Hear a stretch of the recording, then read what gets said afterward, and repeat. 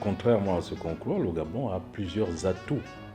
Vous savez, tous les atouts dont jouit notre pays. Donc sa forêt, ses ressources halieutiques, également tout son potentiel aussi, il ne faut pas oublier de le souligner, son potentiel pétrolier et minier. Donc le Gabon a d'importants atouts dans le cadre de cette ZLECAf. Et vous avez vu que depuis quelques années, nous déployons une stratégie industrielle qui fait que depuis un certain temps, des entreprises gabonaises sont capables maintenant d'aller au-delà du marché national et commencer à exporter. Nous exportons aujourd'hui beaucoup de produits et les efforts de production industrielle vont se poursuivre pour les prochaines années. Il faut aussi indiquer que le Gabon est très bien positionné dans les questions de services. Ça aussi, notre pays a la capacité d'être une plateforme régionale pour les services. Pour répondre donc à votre question, nous avons beaucoup d'atouts dans le cadre de cette ZLECAf.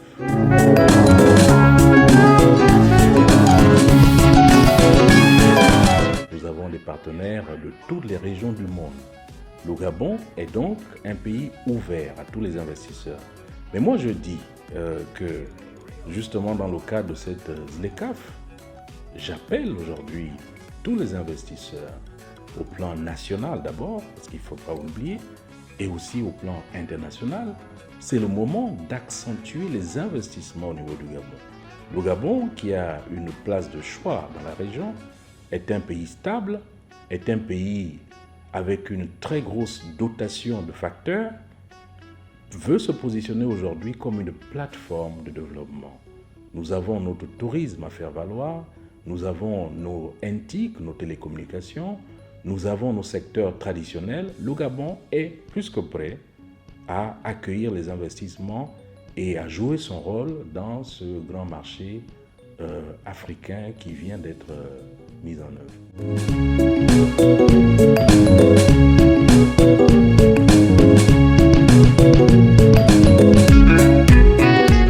La plateforme, par exemple, d'un coq telle qu'elle est, représente un espoir.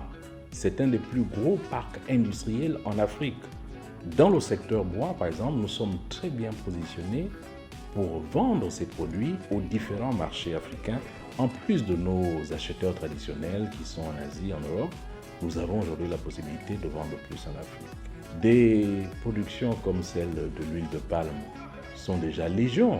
Et en plus de ça, nous sommes en train d'accentuer, d'accélérer les efforts de transformation. Parce que ce que vous devez comprendre aussi, c'est que le pendant de la ZLECAf, c'est le développement industriel.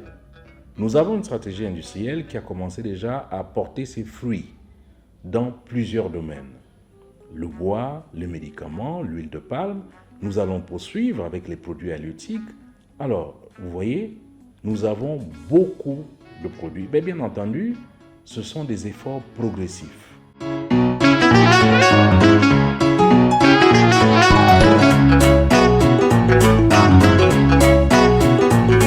Les hommes d'affaires gabonais doivent être au rendez-vous de la ZLECAf.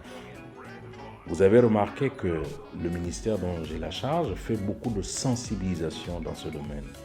J'appelle donc les hommes d'affaires gabonais d'abord à s'informer sur les opportunités de la ZLECAf, à se mettre au niveau, à investir, au besoin même en tissant des partenariats avec leurs homologues de la région ou hors de la région, parce qu'en réalité, quand on regarde le dynamisme de la ZLECAf, je vous dis, la ZLECAf aujourd'hui va faire en sorte que la géographie économique du monde puisse changer.